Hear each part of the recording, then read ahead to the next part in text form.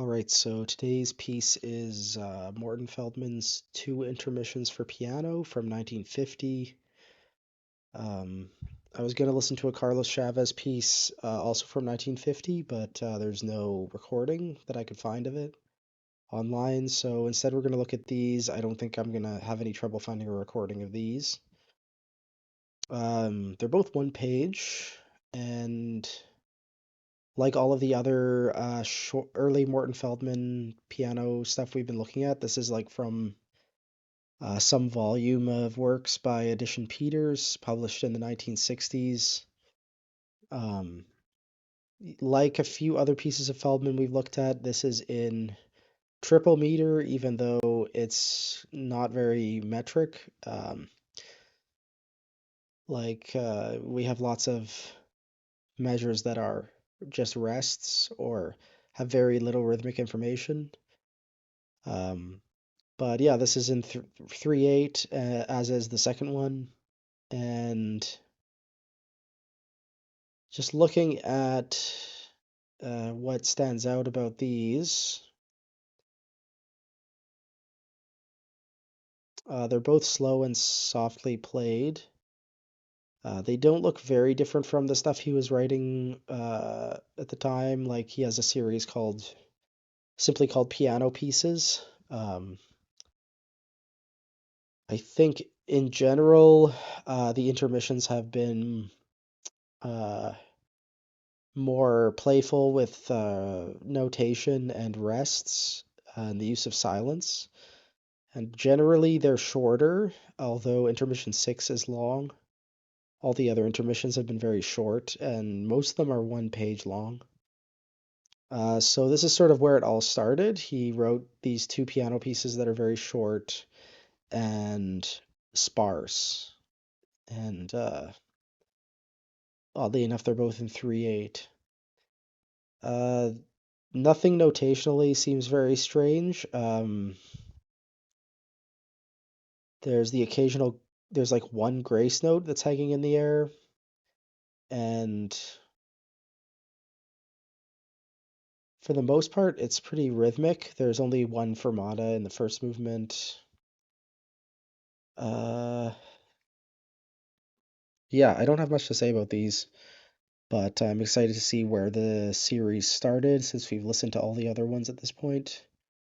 So, yeah, I'll let you know what I think. I encourage you to click on the link in the video description and listen to this for yourself. If this is your introduction to Feldman's music, I encourage you to find my Morton Feldman playlist on my channel, as I've covered almost all of his piano music and a few of his orchestra pieces and one percussion piece, I guess. Maybe just the one orchestra piece, actually, but yeah, it is a rapidly growing part of my channel. So, yeah. Okay. Yeah, my thoughts on these two intermissions. They're not very different from his other intermissions. It's a similar style. One thing I am noticing, which I haven't noticed before, is pretty much every line of music is the same like number of measures, and these measures are very like rigid and the same size, so it kind of gives you the impression of like a grid. Right. So the first intermission here is 6 measures per line, and then the next one is 4 measures per line. And in the second one, I noticed that he had this like sort of pattern going on where he ended on a complete chord in measure 4 of each of these lines, and then he sort of placed notes like somewhere else in the other 3 measures. Right. So this one you have two chord and a single note.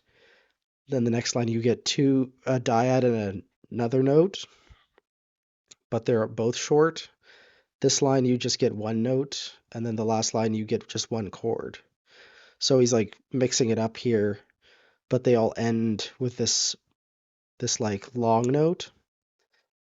I just thought that was interesting, and I think it kind of revealed something about the way he composed them. He probably had to make this grid of measures, and then he fit notes and chords to them. So it's very visual. He's very much thinking about like where the music is spatially, uh, like how you hear it in space and time, and also how you see it on the page.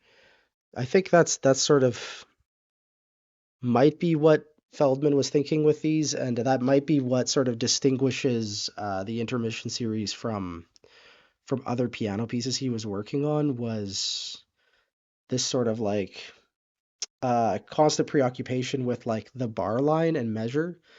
Because some other intermissions don't have any bar lines at all, and the last intermission has actually just fragments of music, which are loosely played. So I don't know. It feels like they have some sort of preoccupation with just like compartmentalizing different bits of music on the page, and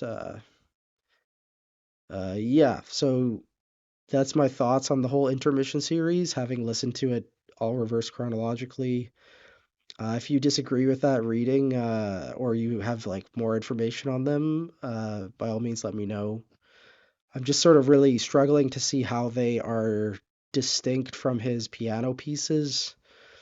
Because he wrote a lot of piano, like a lot of pieces under that title at around the same time. So, and those are all for piano, obviously. These are all for piano. So, yeah, that's my thought on that. Um, we're listening to a different composer tomorrow. Yeah, it's a Copeland piece. This might be a physical score I have, so maybe we'll have more of a low-key episode tomorrow. And yeah, thank you for joining me. I hope you've all been enjoying the Morton Feldman stuff from the early 1950s.